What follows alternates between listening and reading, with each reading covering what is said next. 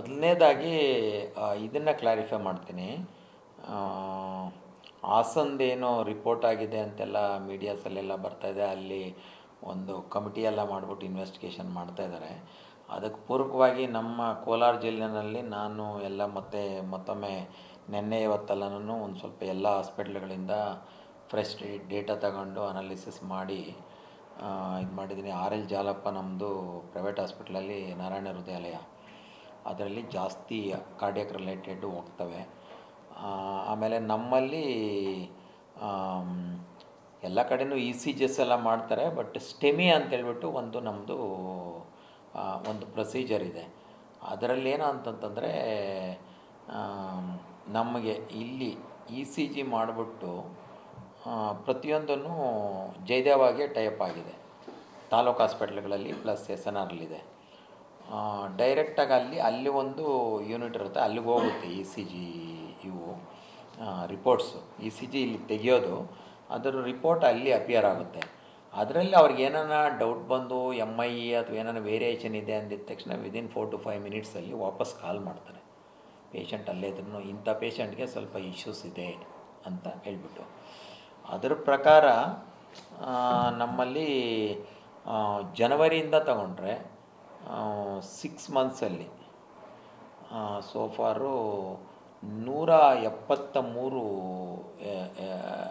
ಇವಾಗಿದ್ದಾವೆ. ಇಲ್ಲಿ ನಾರಾಯಣ ಹೃದಯಾಲಯನಲ್ಲಿ MIE ಅಂತೇಳ್ಬಿಟ್ಟು ಅವರು ಡಯಾಗ್ನೋಸ್ ಮಾಡಿರೋದು 173 ಕೇಸು. ನಮ್ಮದು MI ಇರಬಹುದು, ಸ್ವಲ್ಪ ವೇರಿಯೇಷನ್ ಇದೆ, 100% MI ಅಂತಲ್ಲ, ಸ್ವಲ್ಪ ಈ ಸ್ಟೆಮಿನಲ್ಲಿ ನಮ್ಮ ಎಲ್ಲ ತಾಲೂಕು ಹಾಸ್ಪಿಟಲ್ಸು, KGF ಮತ್ತು SNR ಡಿಸ್ಟ್ರಿಕ್ಟ್ ಹಾಸ್ಪಿಟ್ಲಲ್ಲಿ ಎಲ್ಲ ಸೇರಿಕೊಂಡು ECG ವೇರಿಯೇಷನ್ ಅಂತ ಬಂದಿರೋದು ಸುಮಾರು 195. ಸೊ ಎರಡೂ ಸೇರಿ ನಮ್ಮ ಜಿಲ್ಲೆಯಲ್ಲಿ ಲೆಕ್ಕ ಹಾಕೊಂಡ್ರೆ 368 cases ECG variation nearly MI ಇರ್ಬೋದು ಅಂತಂತೇಳ್ಬಿಟ್ಟು ಬಂದಿರೋದು ಸ್ಟ್ಯಾಟಿಸ್ಟಿಕ್ಸ್ 368. ಆ MIಯಲ್ಲಿ ನಮ್ಮದು ಡೆತ್ ಆಗಿರೋದು ಸುಮಾರು 31 ಆಗಿದೆ. ಆಮೇಲೆ ನೀವು ಮಂತ್ಲಿ ತಗೊಂಡ್ರೆ ಜನವರಿಯಿಂದ 5, 4, 6, 3 4ರಿಂದ 6 ಮಂತ್ಲಿ ಇಷ್ಟಾಗಿದೆ.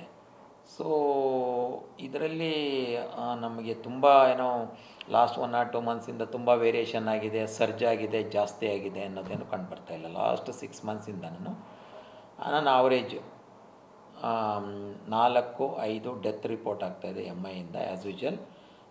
ಆಮೇಲೆ ಟೋಟಲ್ಲು ನಮ್ಮದು MI ಅಂತ ಸಸ್ಪೆಕ್ಟ್ ಮಾಡಿ ಇದು ಮಾಡಿರೋದು 368 case, both government and RL Jalappa ಇದರಲ್ಲೆಲ್ಲ ಸೇರಿ.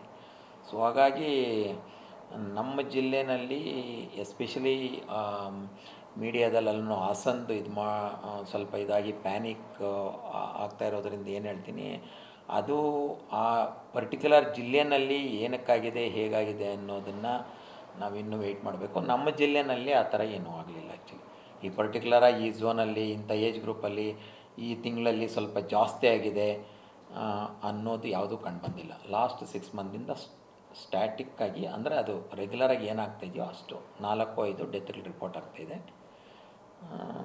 ಆಮೇಲೆ ಆವ್ರೇಜಾಗಿ ಆಗ್ತಾಯಿದೆ.